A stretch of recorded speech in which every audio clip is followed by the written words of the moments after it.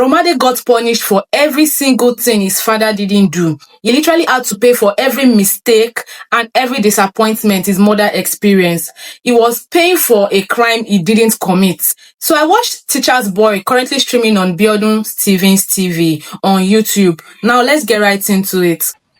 This is your new school now. You're now a border. That's your pocket money. Anything you want to buy, take it from there. You're leaving me. You're leaving me. What do you think being a border means?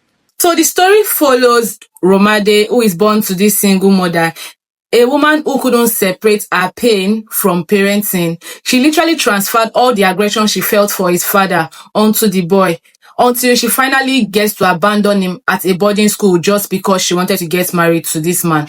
She stops picking his call, she stops reaching out to him, she doesn't get to visit him. As someone who went to boarding school, I can actually imagine the pain this child went through. Romade is just abandoned in boarding school until teacher decides to adopt him. And no, it was not even smooth for teacher because teacher's wife begins to suspect that maybe Romade is teacher's son and it just going through different means just to bring the child into the family. So she abandons teacher and it's just remaining Romade and teacher. Romade had such a traumatic childhood, facing abuse and neglect. And no, those trauma don't just stay with him as a child. They grow with him into being an adult. He can't even build a relationship with women because he has been so disappointed by the woman in his life. You know, I really wish that things like this don't happen in real life. But unfortunately, we've seen even worse cases. And imagine that Romade actually fell into the hands of the wrong people or a wrong family.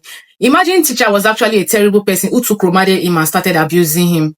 That would have been a whole different trauma altogether. The mother never reached out. She never came to see him. Even when Romade would call her, she will cut the call. You can imagine that type of frustration and sadness on a child who is just in boarding school.